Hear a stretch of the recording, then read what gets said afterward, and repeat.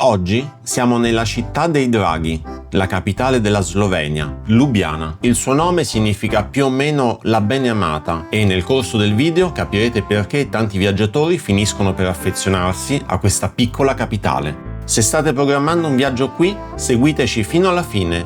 Vi facciamo vedere come organizzare la visita, cosa vale la pena vedere, cosa potete anche saltare e qualche impressione personale lungo il percorso. Pronti? Partiamo! E partiamo da Piazza Prešeren, il vero cuore della città. È il punto dove quasi tutti finiscono prima o poi. È sempre piena di vita, artisti di strada, gruppetti di ragazzi, turisti che si danno appuntamento. Ed è proprio qui che si trova uno dei simboli di Lubiana, il triplo ponte, iconico e unico nel suo genere. 3 ponti affiancati che collegano il centro storico alle rive della Ljubljanica. Di giorno è fotogenico, di sera con le luci ancora di più. Prima però facciamo un attimo un giro con lo sguardo. Se guardiamo davanti a noi, in alto svetta il castello, appollaiato sulla collina come a controllare tutta la città. Alle nostre spalle, invece, quasi a sorpresa, c'è una delle immagini più note di Lubiana, la chiesa francescana dell'Annunciazione, con la sua facciata rosso vivo che spicca in tutte le foto. Già che siamo qui, entriamo. Si tratta di una chiesa barocca molto suggestiva. Vi consigliamo di fare una passeggiata lenta lungo la navata centrale, alzare gli occhi verso la volta affrescata e poi curiosare nelle cappelle laterali, una per una. Si nota che non è una chiesa rimasta ferma nel tempo. Infatti,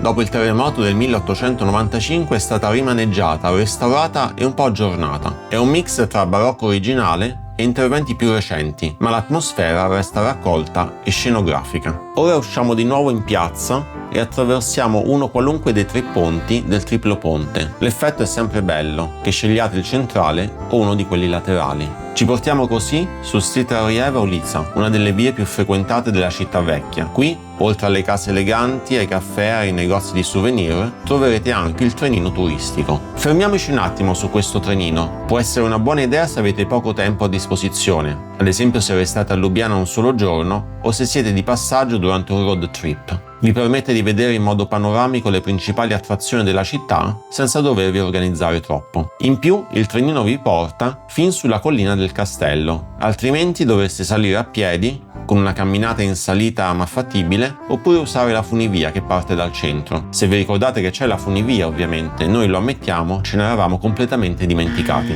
Eccoci dunque al castello di Lubiana. Dall'esterno è molto scenografico e domina davvero tutta la città. È possibile entrare nei cortili interni liberamente, ma per visitare le varie attrazioni e le mostre dovete acquistare il biglietto. E qui saremo sinceri, quando siamo andati noi il biglietto costava 19 euro a persona e per quello che offre ci è sembrato un po' caro. Le mostre all'interno non ci hanno entusiasmato in modo particolare, non sono brutte intendiamoci, ma forse ci aspettavamo qualcosa di più coinvolgente. L'eccezione è stata la parte multimediale, realizzata in modo più moderno e soprattutto la possibilità di salire sulla torre principale. Da lì il panorama è davvero spettacolare, si vede tutta Lubiana dall'alto, la Ljubljanica che curva, i tetti del centro storico, il parco Tivoli sullo sfondo. Molto notevole è la cappella di San Giorgio, che è una base gotica ma elementi barocchi. Se alzate lo sguardo vedrete in alto gli stemmi dei governatori della regione che decorano le pareti e raccontano una parte della storia del castello. Suggestive anche le carceri ottocentesche, stanze spoglie, muri spessi, corridoi stretti che vi ricordano che questa fortezza non è servita solo per controllare il territorio, ma è stata usata anche come prigione. Inoltre è presente un piccolo ma curioso museo delle marionette, sicuramente originale, soprattutto se viaggiate con bambini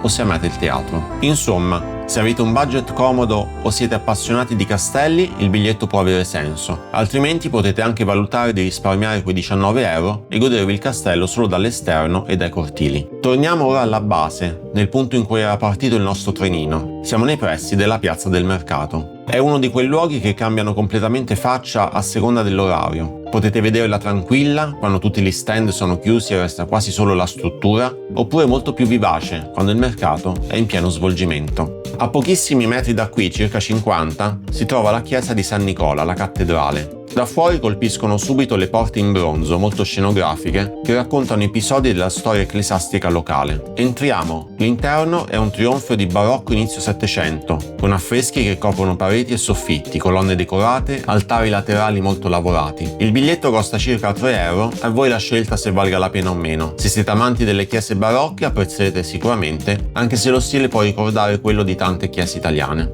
Sempre qui vicino, a pochi passi, si trova il Ponte dei Macellai, o Mesarski Most. È particolare per diversi motivi. Ha una pavimentazione in plexiglass trasparente in alcuni punti, quindi potete vedere il fiume scorrere sotto i vostri piedi se non soffrite di vertigini. Saltano subito agli occhi anche i lucchetti degli innamorati che ornano le griglie del ponte, una tradizione che ormai si trova in tante città europee e che ovviamente non poteva mancare neanche qui. Proseguendo lungo il fiume arriviamo al ponte forse più famoso di Lubiana, il Ponte dei Draghi. A guardarlo ci sono 4 imponenti draghi verdi, uno per ogni angolo del ponte. La leggenda dice che quando un'anima innocente attraversa il ponte, i draghi muovono la coda e le ali. Noi li abbiamo visti sempre perfettamente immobili però, forse c'è una certa carenza di persone innocenti, fateci sapere nei commenti se a voi è andata meglio. Da qui continuiamo a camminare lungo il fiume Ljubljanica, è una delle passeggiate più piacevoli della città. Il lungo fiume è pedonale, pieno di locali, ristorantini, pub, birrerie, caffè con tavolini all'aperto. Di giorno l'atmosfera è rilassata, perfetta per un pranzo tranquillo o una pausa caffè.